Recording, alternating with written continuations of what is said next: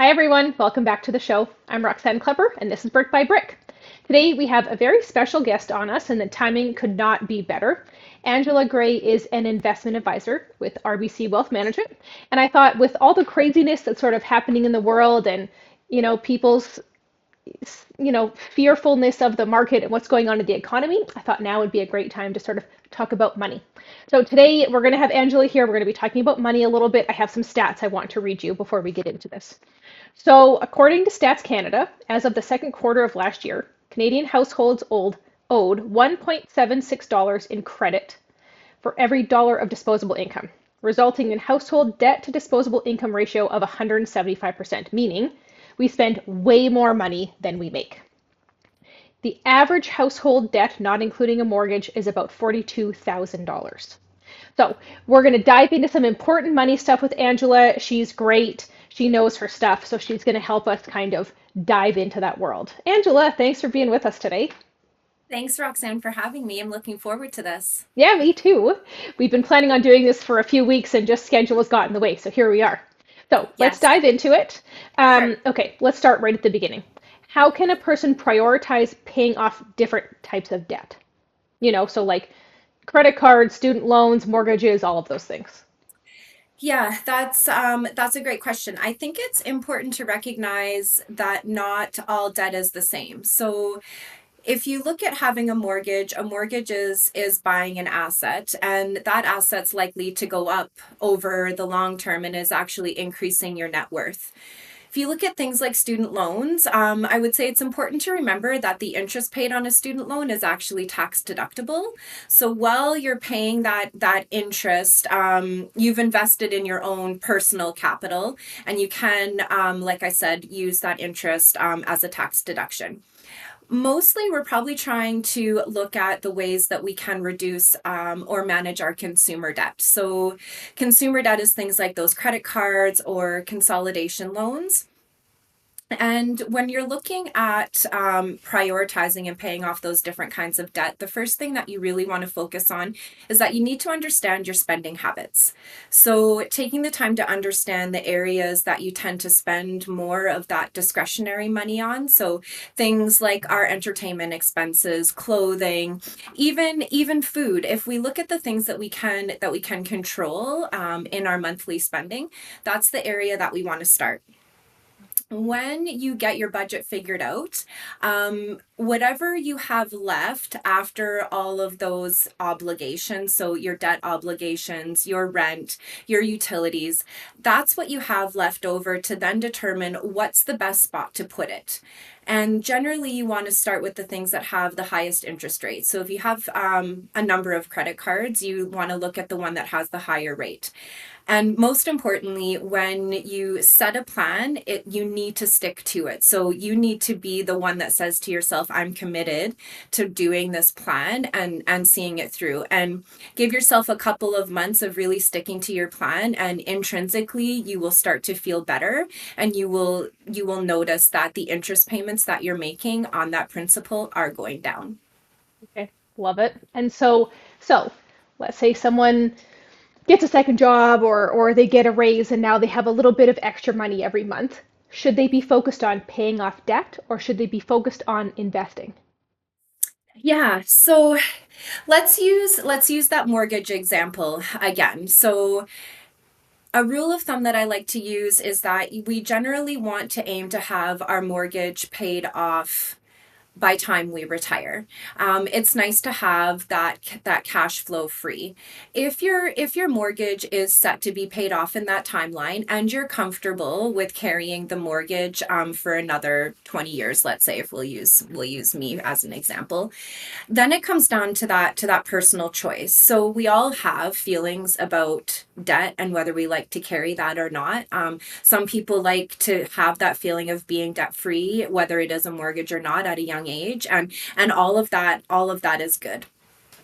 When you start looking at if you have that extra money to invest, I think that it's important to take into consideration the types of investments that you feel comfortable with, and finding a partner that can work with you to figure out what that level of comfort is. What you want to do though is look at a way that if you are carrying that consumer debt, you should absolutely be focused on paying that because you're likely looking at, 9 to 12% interest. And so then you've got to take on a lot of risk if you're investing. And so I would say that that is the most important part is deciding how you want to invest and what you're comfortable investing in. Okay. And so before anyone even gets started on this, on the investing part of it, once they're comfortable, they've paid off their debt, they're ready, emergency fund gets thrown around a lot. We hear that word a lot. Is that something you believe in? Is that something you think people should have before they start investing any money? Absolutely. I think that you need to have at least 3 months of an emergency fund that covers things like your mortgage, your car payments, your utilities. What you don't want to happen is that you've put all of your money into an investment and it's invested in a prudent manner, but you need to then get that money a couple of months later. So you want to make sure that you have your emergency fund first. And some people kind of feel like that can be a little bit daunting. They don't have, let's say it's $10,000 that would cover your 3 months of expenses. So start small. Pay yourself a little bit every month and put that away into your emergency fund. And then before you know it, you will have that emergency fund saved up. Okay. And so back, we were just talking about budgeting. Do you have a favorite app or tool that you use? I know there's lots of them out there, and some of them can hook up to your bank account, things like that. Do you have one that you recommend or use? On I'm really old school, so I still use a spreadsheet. I like to have the visual tracking, and so I even keep a separate spreadsheet that shows how I have my emergency fund account allocated, so that I can see which areas might need to be topped up if an emergency has happened. There are a lot of apps out there that do help you to analyze your spending habits. And so I think you have to pick what's right for you. The other thing that I like to do, and this is me, is I use cash. So I like to divvy up my cash every month and into the different kinds of categories, entertainment, gas, my children's extracurriculars. And that kind of helps to keep me on track as well. So it is very old school cash in a spreadsheet. But no matter which method it is that you try to use, it's just like having a budget. You need to stick to it. Right. And so, okay, so that sort of leads me into our next question. Are there certain habits or behaviors a person can adopt to kind of stay more financially disciplined? Because I think at the end of the day, that's the hardest part, is it's Yeah. staying disciplined, staying on track, and tracking. You know what I mean? You could go out, you go for lunch with a friend, you stop at Starbucks on the way home, all of a sudden you've spent $40 more than you wanted to today, and now you're over. So, Yeah. are there certain things people can do to help them stay disciplined? And I love what you said about the cash.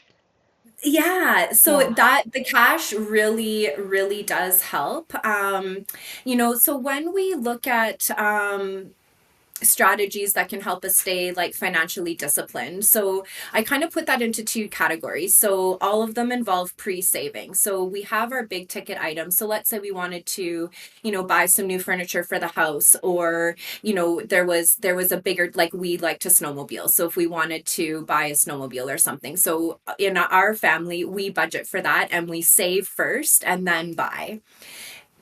That's sometimes easier said than done because it's a lot of money. But I think the one thing that kind of gets away from people is those annual expenses, like our property taxes and, all of our household insurances if we're paying them on an annual basis. So I generally will break that out into 12 equal payments. And that's what I save in my little savings allocation spreadsheet. So every month I put a small amount in there so that at the end of the year, when something like property taxes is due, the money is already there.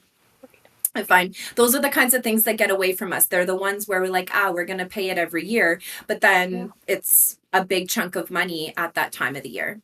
Right. Yeah, I like that too. Instead of just saying this month we have to pay $4,000, it's a little bit every single month. Yeah, Exactly. Yeah. smart. And so, what are the most common mistakes that you see people make when trying to get out of debt? And how can they avoid that? Like, what are the biggest pitfalls that people make? So I think it's avoidance is one, kind of pretending that the problem isn't as bad as what it is, or really having that self check in place where you can be have that honest conversation with yourself, and the idea that a little bit doesn't make a big enough dent. So you starting small is still starting. It's better than not doing anything at all, and that's how that interest works, is generally it's on your principal balance. So the more that you're putting down, the more that you're actually whittling down that principal, so you're actually able to pay less interest. And so don't be fooled that small amounts don't make a big dent. You have to do what is right for your family. The only risk is not doing anything at all. Right. Yeah. And I think it's the opposite too. The small amounts make a huge dent on your mortgage and your payments, but it also, small amounts that you're saving also add up to big money over time. Absolutely, Right. absolutely. Yeah. So if you're only putting $20 away every month, it's better than nothing. I wish I had that number off the top of my head, but if you were to put away $25 every week from now until you retired, you would have more money than you ever thought that you could imagine, just by doing $25 a week.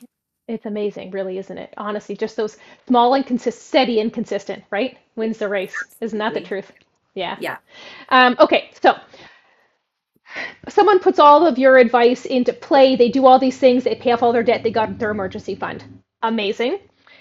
Now they have extra money and they want to start saving. So, what's your advice for someone who's maybe just paid off all their debt and they're just ready to start really saving some money for retirement or for whatever? How can they build up that savings, and what's your advice on what they should do with it?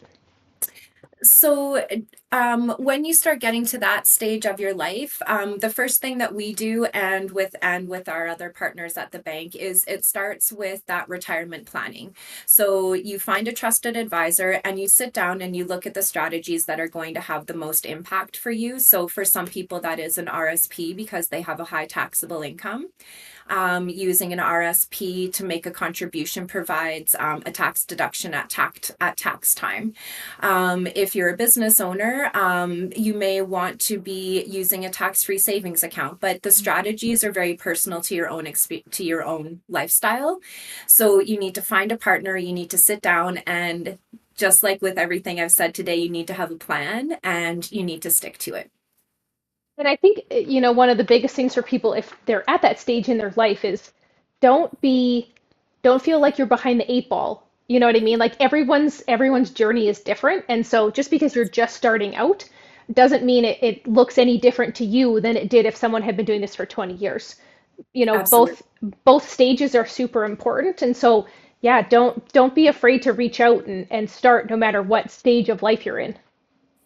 Yeah, I would. Starting is sometimes the hardest step because it feels overwhelming. It feels like there's a lot of decisions that need to be made, and there's only one. You just need to start. Yeah, for sure.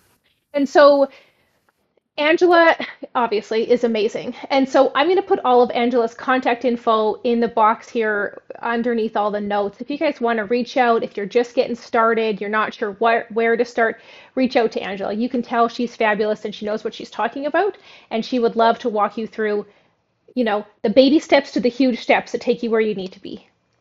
That's right. Thanks for having Yeah. me, Roxanne. Okay, thanks for being here. It was good to see you. You too. Take care, everyone. You can leave us any comments or questions as well. See you next time.